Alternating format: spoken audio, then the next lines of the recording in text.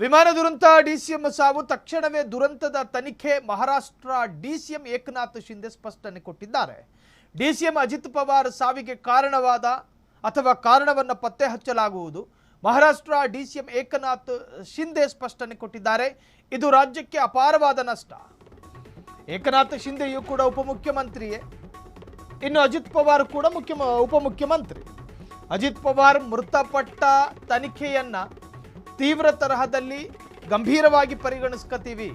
DCM Ajit Pawar ಸಾವಿಗೆ ಕಾರಣ ಪತ್ತೆ ಹಚ್ಚಲಾಗುವುದು. ಮುಂಬೈನ ಉಪಮುಖ್ಯಮಂತ್ರಿ ಅಜಿತ್ ಪವಾರ್ ಅವರು ಮೃತಪಟ್ಟ ವಿಮಾನ ದುರಂತದ ಬಗ್ಗೆ ತನಿಖೆ ನಡೆಸಲಾಗುವುದು. ಮಹಾರಾಷ್ಟ್ರದ ಉಪಮುಖ್ಯಮಂತ್ರಿಯಾಗಿರುವ ಏಕನಾಥ್ ಶಿಂದೆ ಸ್ಪಷ್ಟನೆಯನ್ನ ಕೊಟ್ಟಿದ್ದಾರೆ. ಅತ್ಯಂತ ಬಲಾಢ್ಯ ಬುದ್ಧಿವಂತ ಉಪಮುಖ್ಯಮಂತ್ರಿಯನ್ನ ನಾವು ಕಳೆದುಕೊಂಡಿದ್ದೇವೆ. ಇನ್ನು ಮುಂದೆ ಈ ತರಹದ ಅನಾಹುತ ಸಂಭವಿಸಬಾರದು.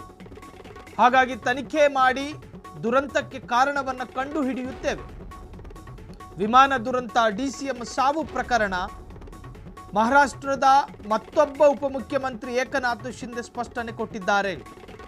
ವಿಮಾನ ದುರಂತದ ಘಟನೆಯ ಬಗ್ಗೆ ಮಾತನಾಡಿದ ಡಿಸಿಎಂ ಏಕನಾಥ್ ಶಿಂದೆ ಇದು ಅತ್ಯಂತ ನೋವಿನ ಮತ್ತು ದುರಾದೃಷ್ಟಕರವಾದ ಘಟನೆ ಎಂದು ಹೇಳಿದ್ದಾರೆ. ಮಹಾರಾಷ್ಟ್ರಕ್ಕೆ ಇಂದು ಕರಾಳ ದಿನ. ರಾಜ್ಯಕ್ಕೆ ಇದು ದುಃಖದ ಸುದ್ದಿ. ಅಜಿತ್ ಪವಾರ್ ಆಡಳಿತದ ಮೇಲೆ ಬಲವಾದ ಹಿಡಿತ ಹೊಂದಿದ್ದರು. ಅವರು ವಿದ್ಯಾವಂತರು ಕೂಡ ಆಗಿದ್ದರು. ಸ್ಪಷ್ಟವಾಗಿ ಮಾತನಾಡುವವರು ಮತ್ತು ಕಠಿಣ ಪರಿಶ್ರಮಿಯಾಗಿದ್ದರು. ನಾನು ಅವರ ಜೊತೆ ಸಂಪುಟದಲ್ಲಿ ಕೆಲಸ ಮಾಡಿದ್ದೇನೆ. ನಾವು ಒಂದು ತಂಡವಾಗಿ ಕೆಲಸ ಮಾಡಿದ್ದೇವೆ ಎಂದು ಏಕನಾಥ್ ಶಿಂದೆ ಅವರ ಮಾತಿನಲ್ಲಿ ಉಲ್ಲೇಖ ಮಾಡಿದ್ರು. ಇನ್ನು ಅನೇಕ ಜನ ಸಂತಾಪವನ್ನು ಸೂಚಿಸಿದ್ರು. ಅಜಿತ್ ಪವಾರ್ ಅವರ ಕಾರ್ಯವೈಖರಿಯನ್ನು ಇಷ್ಟಪಟ್ಟ ಅನೇಕ ರಾಜಕಾರಣಿಗಳಿದ್ದಾರೆ. ಅದು ಕೇವಲ NCPಗೆ ಮಾತ್ರ ಸೀಮಿತ ಆಗಿರಲಿಲ್ಲ. ಅದನ್ನು ಹೊರತುಪಡಿಸಿ ಕಾಂಗ್ರೆಸ್ಸಿನ ಅನೇಕರು ಅಜಿತ್ ಪವಾರ್ ಅವರ ಸ್ನೇಹಿತರಿದ್ದಾರೆ. ಶಾಮನೂರು ಶಿವಶಂಕರಪ್ಪನವರು ನಿಧನದ ಈ ಹಿಂದೆ, ಅಂದರೆ ಒಂದು 3 ವರ್ಷದ ಹಿಂದೆ ಹೇಳಿಕೆಗಳಲ್ಲಿ ಅಜಿತ್ ಪವಾರ್ ಅವರ ಕಾರ್ಯವೈಖರಿಯ ಬಗ್ಗೆ ಮಾತನಾಡಿದರು.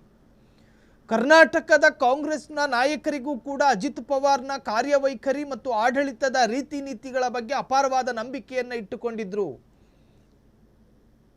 ನರೇಂದ್ರ ಮೋದಿ ಇವತ್ತು ಸಂತಾಪ ಸೂಚಿಸಿದ್ರು. ದ್ರೌಪದಿ ಮುರ್ಮು ಅವರು ಸಂತಾಪ ಸೂಚಿಸಿದ್ರು. ಆ ಸಂತಾಪ ಸೂಚಿಸಿರುವುದು ಆಶ್ಚರ್ಯ ಅಲ್ಲ. ಬದಲಾಗಿ ಆ ಸಂತಾಪದ ಸಂದರ್ಭ ಉಲ್ಲೇಖ ಮಾಡಿದ್ದು ಒಬ್ಬ ವಿದ್ಯಾವಂತ ರಾಜಕಾರಣಿಯನ್ನು ಕಳೆದುಕೊಂಡಿದ್ದೇವೆ, ಒಬ್ಬ ಬಲಾಢ್ಯ ರಾಜಕಾರಣಿಯನ್ನು ಕಳೆದುಕೊಂಡಿದ್ದೇವೆ. ರಾಜಕೀಯ ತಂತ್ರಗಾರಿಕೆಯನ್ನು ಹೆಂಗೆ ಹೆಣಿಬೇಕು ಅನ್ನೋದನ್ನು ಅಜಿತ್ ಪವಾರ್ನಲ್ಲಿ ಕೇಳಿ ತಿಳ್ಕೋಬೇಕಾಗಿತ್ತು.